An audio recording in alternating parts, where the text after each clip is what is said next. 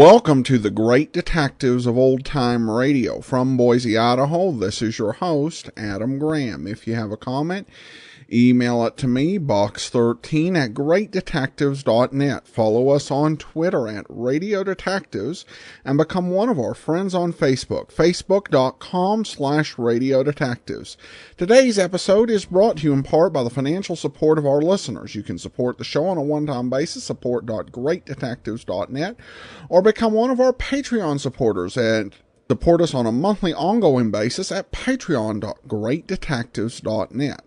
Also, over at greatdetectives.net, I list the top 10 Jago and Lightfoot stories, and you can get all of my commentaries and reviews automatically delivered to your Kindle, and you can try that service out free for 2 weeks.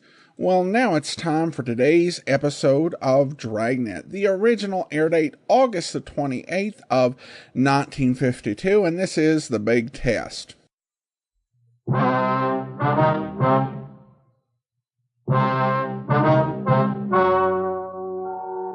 Ladies and gentlemen, the story you are about to hear is true.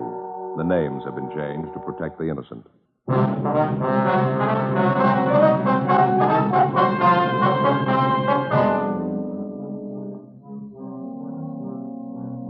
You're a detective sergeant. You're assigned to homicide detail. A young man walks into your office and tells you that his best friend has been killed by unknown assailants. Your job? Investigate.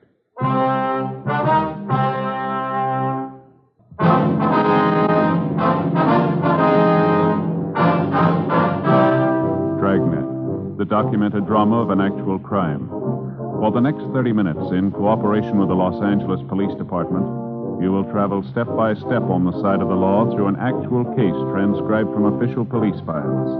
From beginning to end, from crime to punishment, Dragnet is the story of your police force in action. It was Monday, August 9th. It was warm in Los Angeles. We were working the day watch out of homicide detail. My partner's Frank Smith. The boss is Captain Warman. My name's Friday. It was 7:58 a.m. when I got to room 42. Homicide.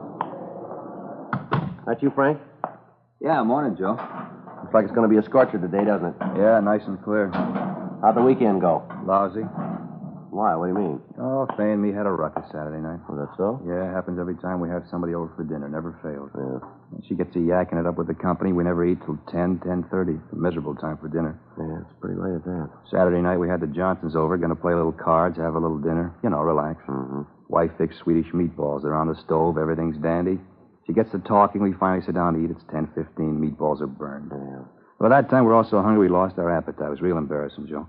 We finally sat down. I figured I'd let Fay know I was pretty sore.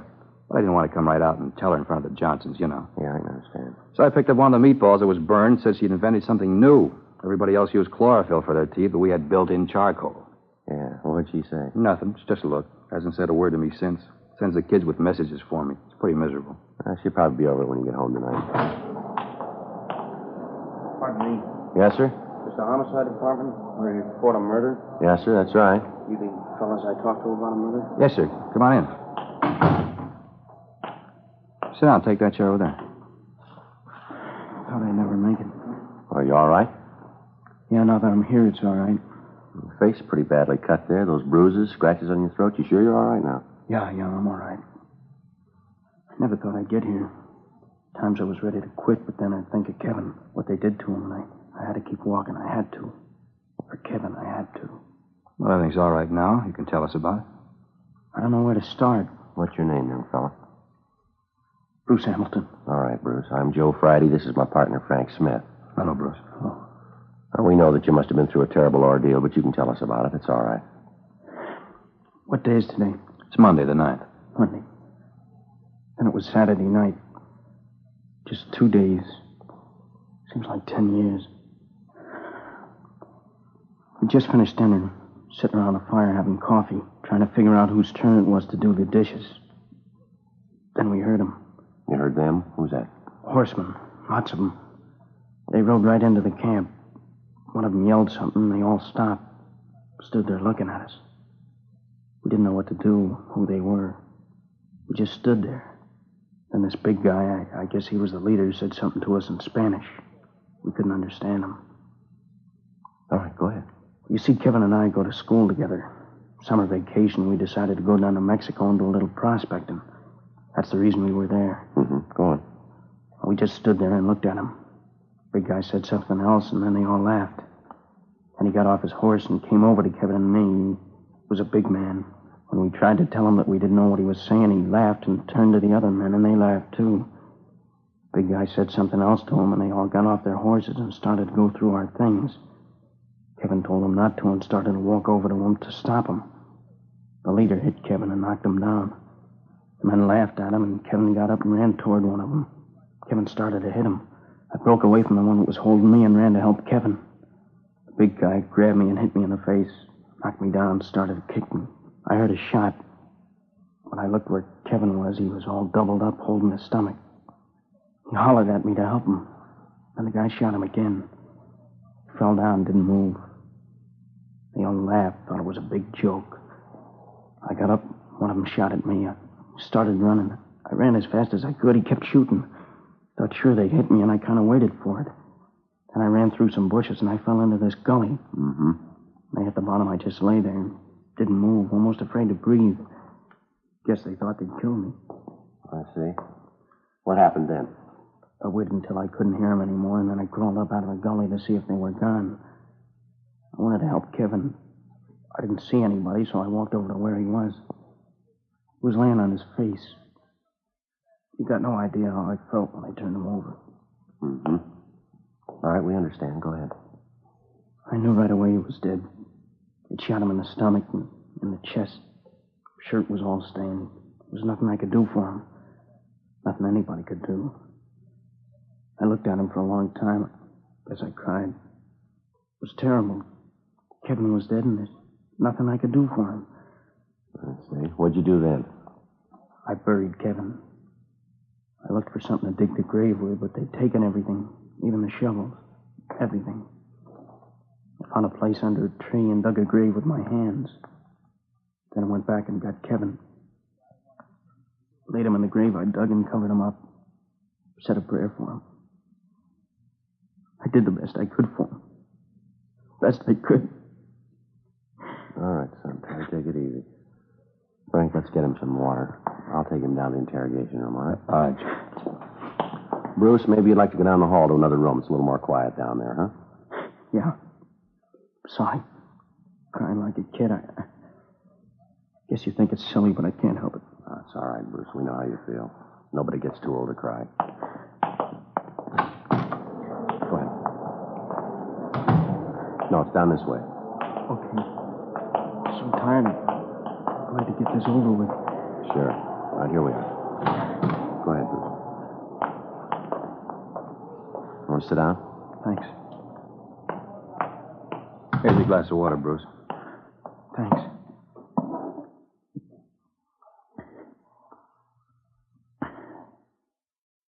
Tastes good. Helps. All right. Now, is there any more you want to tell us? Well, there's a little more. There was nothing I could do. I looked around. They'd taken everything. Dishes, food, supplies, clothes. I went over the mesquite bushes where we hid in our duffel bag. We kept all our money and papers in there. Wallets, identification, all our valuables. They'd found that. It was gone. They hadn't left anything. Well, they took everything. Didn't leave a thing, huh? Not a thing. What'd you do then? Started to walk. We parked our car just off the highway, and it was about 5 miles. When I got to where we'd park it, the car was gone. I didn't know what to do. What could I do? All right.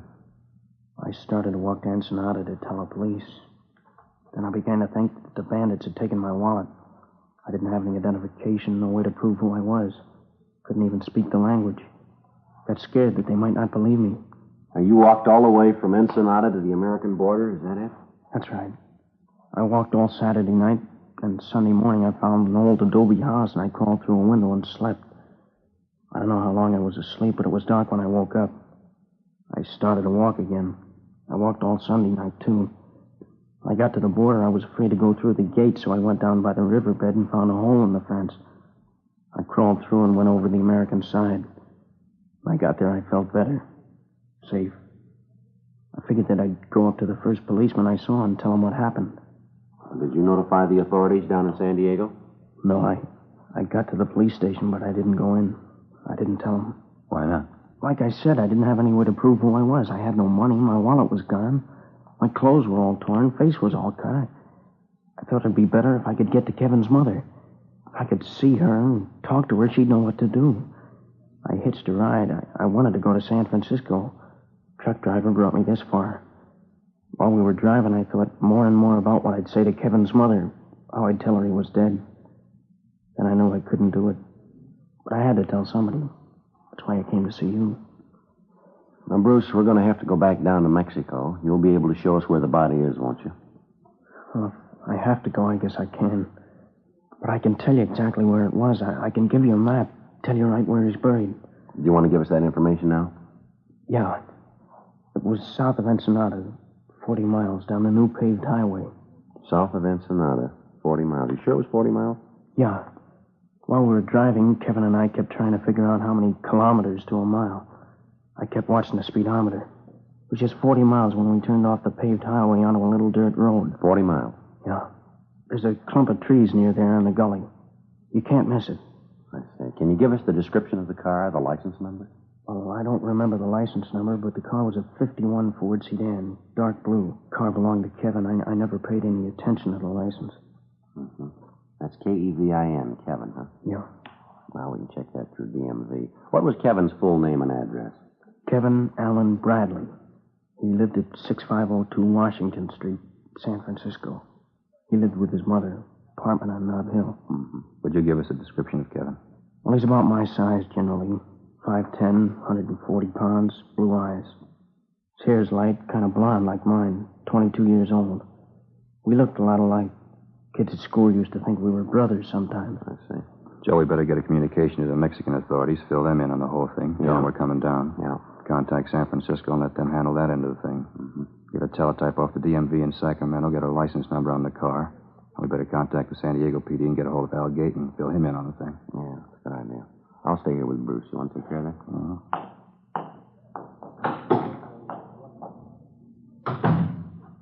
Now, look, young fella, would you know these bandits again if you saw them? I might not know some of them, but the big guy and the one that shot Kevin up, I'll never forget them. The big guy was tall, heavy, over 6 feet, well over 200 pounds. I'll never forget him. That laugh when they killed Kevin. When he laughed, you could see he had 2 gold teeth right here in front. These here. 2 gold teeth, huh? Yeah. Now, how about the other man, Bruce? Did you get a good look at him? He was a small man, dark like the leader. He wasn't wearing a hat, real thin face. His clothes were all dirty, and his pants were torn around the bottoms. He was wearing those leather sandals, the open kind. His feet were filthy like he hadn't had a bath in a year. You think you'd be able to identify any of the others? Well, I don't know. Maybe if I saw him. I was scared, and I don't mind admitting it. Mm-hmm. Joe? Yeah, Frank. I stopped by R&I before I went on with the other communications. Checked the name Kevin Allen Bradley through. Yeah. There's a teletype from San Francisco dated July 13th. It's a missing person report on Kevin. You want to read it? What's it say? Regular missing report? It's described as male, white American, 22 years, 5'10", 140 pounds, blonde, blue eyes, fair complexion. Time of disappearance was wearing a dark blue gabardine suit. Driving a dark blue 1951 Ford, license number 1 Robert 2951. Something else, Joe? Mm-hmm. He was known to be carrying a sum of money in excess of $1,500 when he disappeared. $1,500. That's a lot of money, isn't it? Not to Kevin. He was used to carrying that kind of money. You see, his folks were pretty rich. He always had all the money he wanted. Oh, I see. Well, how about this missing report here, Bruce? What do you mean? Well, didn't Kevin's mother know that he was going to Mexico? Well, no. You see, they had an argument about where he was going to spend his summer vacation. She wanted him to go to Canada, and he wanted to come down here. One afternoon, we just took off. Kevin went to the bank and got the money, and we just took off. I see. You didn't tell his mother anything about it? No, he thought that she'd try to stop him. Probably would have, too, if she'd known. Oh, was the money among the things that were stolen from you? Well, yeah. It was in Kevin's wallet in the duffel bag. Mm-hmm. I suppose it was kind of foolish to leave that much money just laying around, but we did. We didn't think that anything had happened like this. I stop and think back over it. Kevin being dead, I don't know, I just get sick. Now, you say you didn't have any money. How did you get along? I didn't think much about food. The important thing was to tell somebody about Kevin's being killed. That's all I thought about, telling somebody. Yeah, sure. Well, you must be pretty hungry then. You'd like something to eat now, would you? Yeah, it might taste pretty good. Sandwich and some coffee. How about you guys? You gonna eat? Frank, how about you? Yeah, after I get communications off, I'll run across the street and pick up some sandwiches and coffee and bring them back here. All right, fine. What kind of sandwich you like, Bruce? No, anything. Doesn't make any difference. Joe? Oh, ham's all right. White bread, a lot of mustard. Yeah. Okay, I'll be right back. All right. Oh, say, Joe, I'm running kind of low on my allowance. I only got $1.50. You got a little change? Yeah, sure. Now, here, let me get this. What's that? Huh? Did you say you had some money? Well, I have got $10. $10 bill. Well, maybe I'm wrong, but I thought you said the bandits took all your money. Did I get it wrong? Well, what I meant is I didn't think I had any money. I found this 10 in my pocket just before I walked in here. Oh, I see, yeah. Look, you can see it's all wadded up. Must have been in my pocket for a long time. Just a 10 all wadded up. Yeah, well, it's all crumpled up there. You can hardly tell what it is, can you? Yeah, that's right. But you can see it's a 10. Mm-hmm. Sure. It's all wrinkled up. You can see how I missed it. Yeah. I'll tell you, why don't you put everything in your pockets right here on the table, huh? Why? What'll that show? All right, come on, boy. I haven't got anything in my pockets. Well, you found the 10. Maybe you'll find something else. All right, but I don't know what it's going to show. Pocket knife, handkerchief, comb. You got the 10 on the table there. That's all. Maybe there's something in your coat pocket. No, I don't carry anything in my coat pockets. Stretches them. Well, you take a look anyway, huh? I told you I don't use them. See? Nothing. How about the inside pocket? No. There's nothing there. Let's have a look, huh? I told you there's nothing there. Then you won't mind if we have a look. What's that you got there, Bruce? That's my wallet. Guess they didn't take it after all. Gee, thanks for finding it. No, I probably wouldn't have thought to look for it. I just figured that it was gone. Here, let me have it. Let's see what's in it, huh? Well, just some cards, personal stuff like that. Nothing you'd be interested in. I forgot all about it. I feel pretty silly. I didn't even know it was there. Take a look, Joe.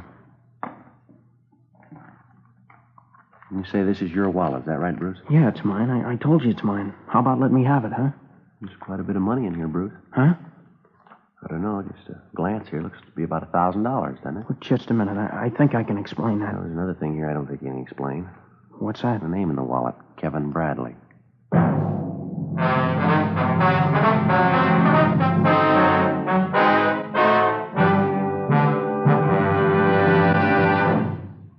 You are listening to Dragnet, authentic stories of your police force in action.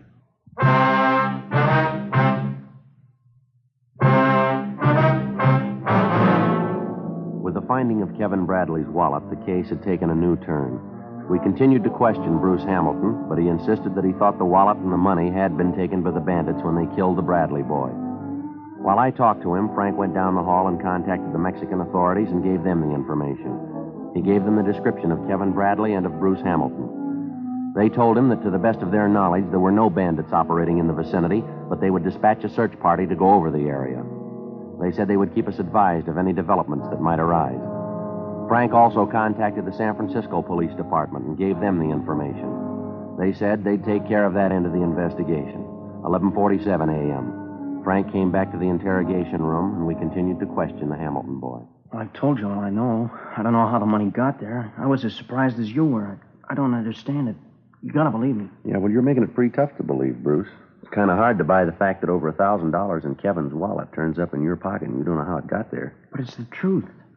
I don't know how I can convince you that it's the truth. Well, there are a couple of other things that aren't clear here. What? Tell me. I'm not lying. I've got nothing to hide. What's not right? Tell me. Well, this business of not telling the authorities. I told you I was scared that they might not believe me. You can understand that, can't you? Well, maybe up to a point. I thought that if I could get to Kevin's mother, then she could take care of it. I didn't know what else to do. Then when I got to L.A., I had a chance to think about it, and I couldn't go through with it. I couldn't tell his mother. I couldn't face her. Bruce, when you described where we could find the body, you said it was about 40 miles down the paved highway, that right? That's what I said. Well, how long has it been since you've been to Mexico? Well, I told you I just came back from there.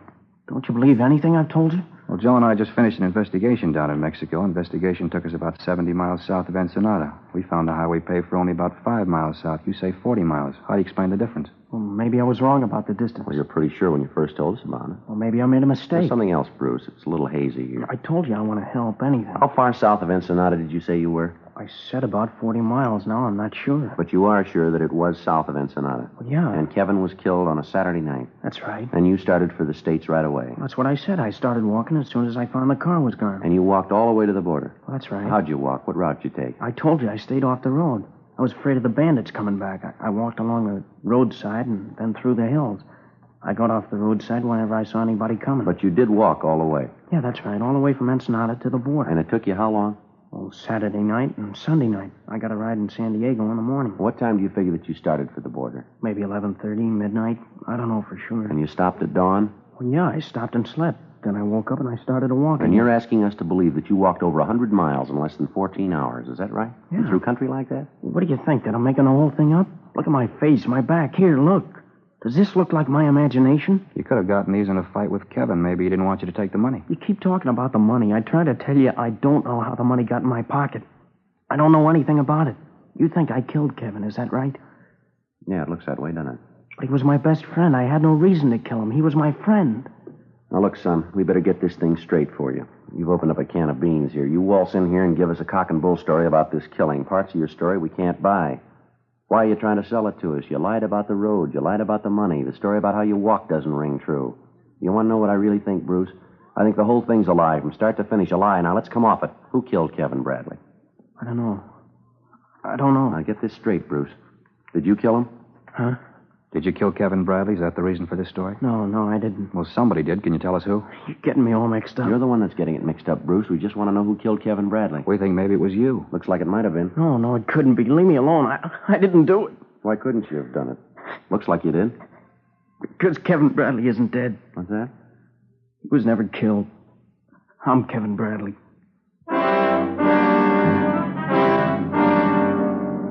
The boy broke down completely and admitted that the whole thing was a hoax. He said he hadn't been in Mexico at all, but that he'd spent the past week in a downtown hotel working out the story that he planned to tell us. He admitted that the wounds were self-inflicted. He explained that he had scratched his own face and hit himself with a rock to produce the cuts and bruises. He went on to say that he had picked Mexico as the scene of the false killing because he thought the story would be more difficult to trace. Like many citizens, he was unaware of the close cooperation between American law enforcement agencies and the Mexican authorities. We asked him about the existence of a Bruce Hamilton, and he told us there was such a boy in his class at school. 12:50 p.m. The communication had come through from San Francisco, and the teletype said that Mrs. Bradley was en route to Los Angeles to aid in the investigation. When we told Kevin about this, he lapsed into silence and for another hour refused to say anything. 2:05 p.m. All right, now look, boy, you've been sitting there for an hour and you haven't said a word. If there's something you want to say, we'll listen. There's nothing to say. I tried to get away from her. All my life she's told me what to do. I tried to tell her, but I couldn't. Nobody would understand. You don't, you can't. Every time I tried to get away, she'd say something or do something, so I couldn't leave. I was trapped, and I didn't know what to do. Then I thought I did know, and even that didn't work. I thought that if you told her I was dead, she'd forget me. Leave me alone. I can't even die right. Kevin, you're here. I knew what they told me was wrong. I knew you were all right. Hello, Mother. What's happened to you, Kevin, darling? Your face, your clothes. Oh, my poor baby, how did this happen? Are you all right? Oh, your poor face all cut. What's happened, Kevin? It's all right, Mother. No, it's not all right. I don't know what happened or who did this awful thing, but I'll take care of it. Officer. Yes, ma'am. What do you know about this? I beg your pardon? What do you know about this? Did you do it? Did you hit this poor boy? Look at this poor face. Just look at it. It's terrible. That's what it is. It's terrible. I mean to find out just what happened here. I'll get to the bottom of this. No, don't you worry, Kevin, baby. Mother's here. She'll take care of you. Mother, please. It's all right, honey. Everything will be all right. Mother, these officers had nothing to do with it. Of course not. If you say so, Kevin, baby. Have you called the doctor about this? Have you gotten in touch with someone to take care of his face? Never mind. I'll take him to a doctor. I'll look after him.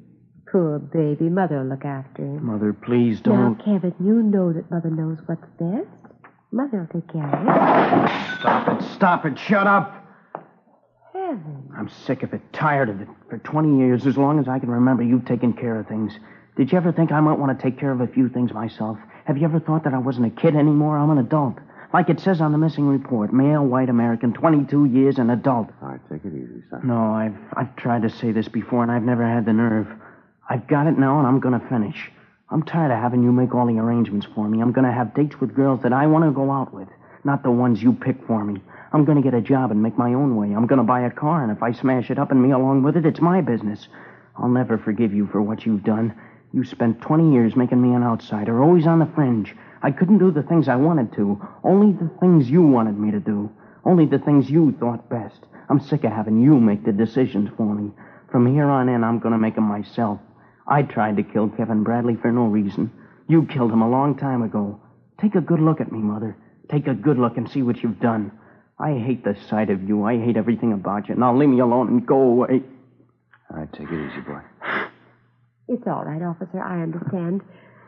Sometimes he gets like this. He doesn't mean it. I know him. All right, Kevin. I'm sure the officers are impressed. Dry your eyes and we'll go home. Do you hear me, Kevin? Stop this foolishness, I said. We're going home. Yes, Mother, I hear you. I'm sorry, officer. Embarrassing. I don't know why he does these things. He's always been pretty emotional. Yes, ma'am. There's nothing else. We better be going. I want to catch the early plane back to the city. There's a party planned for tomorrow night. A million things to do. You'll have to help Kevin. Kevin, do you hear me? Yes, Mother, I hear you. Well, then say goodbye to the officers and let's go. Goodbye, Mr. Friday. Mr. Smith. I'm sorry this all happened. Yeah, so are we, son. I tried, Sergeant. Just didn't work, but I did try. Kevin, let's go. I don't want to miss that plane. Yes, Mother. Oh, Sergeant. Yes, ma'am. Thank you for giving my boy back to me.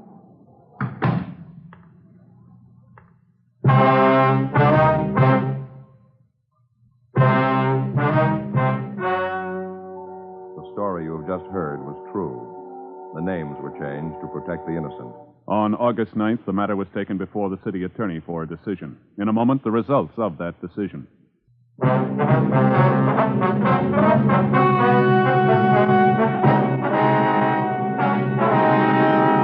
In the interest of justice, there was no complaint filed against Kevin Allen Bradley.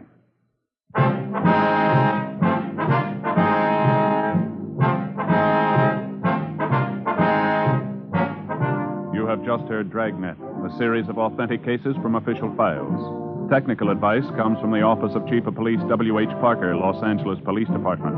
Technical advisors Captain Jack Donahoe, Sergeant Marty Wynn, Sergeant Vance Brasher. Heard tonight were Herb Ellis, Edwin Bruce, Sarah Selby. Script by John Robinson. Music by Walter Schumann. Hal Gibney speaking. Friday, hear The Mario Lanza Show on NBC.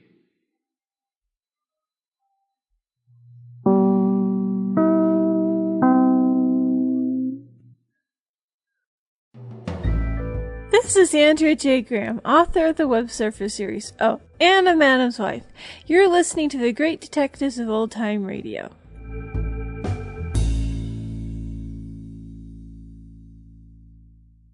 Welcome back. Well, one virtue of playing both the radio and TV episodes of a story is you can kind of compare them. And I guess I think the TV version is probably a little better. I will admit that I prefer the radio performance by the young man to the TV one. It's got a lot more emotion and even a bit more believability in it. But I also prefer the TV version of Frank Smith played by Ben Alexander. Probably the biggest difference is that in the radio version, we spend quite a bit of time seeing the boy's mother and see why he made this decision to run away, which is kind of interesting, but doesn't have a whole lot to do with the story itself. The TV version, they changed and expanded the Frank Smith role, which was more amusing and tightened up the plot part a bit. So this is one where I think they did do it better for television, but your mileage may vary. Join us back here on Monday for Night Beat. Next Saturday, another episode of Dragnet. In the meanwhile, send your comments to box13@greatdetectives.net. Follow us on Twitter @Radio Detectives and become one of our friends on Facebook, facebook.com/Radio Detectives. And be sure